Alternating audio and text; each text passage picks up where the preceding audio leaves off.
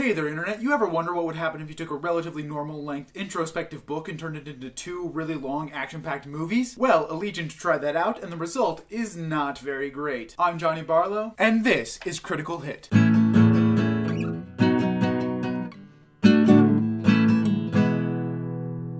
Alrighty, so first off, let's talk about some positive things. Some things that the movie actually did pretty stinking well. These are the hits. First off, we've got production design, a thing that not a lot of people actually think about when they go to see a movie. Let me just say, this movie looks pretty stinking cool. I mean, sure, maybe it pushes that whole super advanced, futury, high-tech stuff a little too far. More on that in a second. But overall, I'd say it's a thumbs up. Sound. Sure, it's no Hans Zimmer soundtrack, but overall, the music goes really well with this movie. I felt like it kept me involved in the action. It wasn't overpowering and constant like some high adrenaline movies are. The sound design for like bullets and punches were pretty good. Maybe a little over the top in some cases, but that's the case in anything. But all around, pretty great experience. There is also some really great action. Gotta admit, I was actually pretty surprised by this one because some current popular movies, I'm looking at you, Hunger Games, use so much shaky cam that you have no idea what's going on and constant fast cuts and it just doesn't make any sense. Allegiant showed you the punches, let you see them, and as a result, the fights had so much more impact, and I loved that. And finally, some of the actors were amazingly actually pretty good. I'm talking about Miles Teller as Peter. Sure, his character is an absolutely annoying tool bag, but he played the part well. Not really sure what that says about him as a person. And Jeff Daniels as the new intriguing person. No spoilers for those of you who haven't seen it. David. I don't know why I did air quotes. His name is actually David. Unfortunately, those few good actors just highlight my first criticism.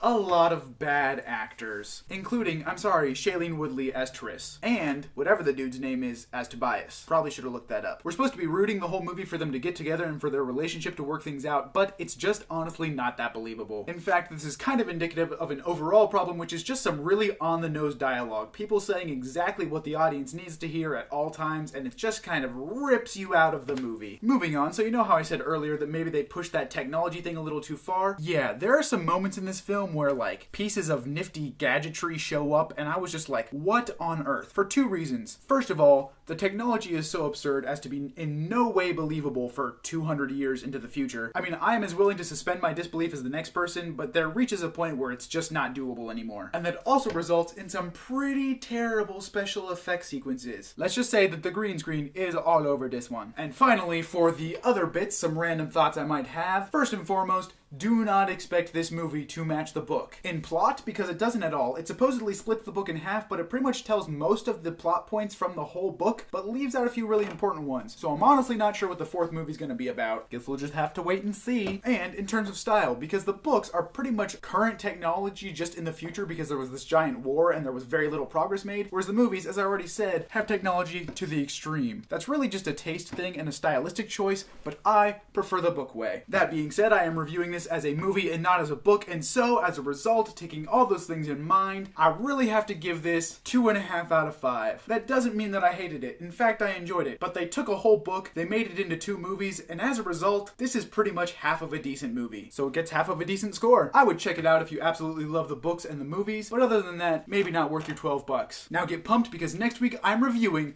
Batman vs. Superman. Make sure you subscribe so you don't miss any episodes. Follow me on Twitter so you don't miss any other announcements. Share this with your friends if you think they'd be interested. And I'll see you next week on Critical Hit.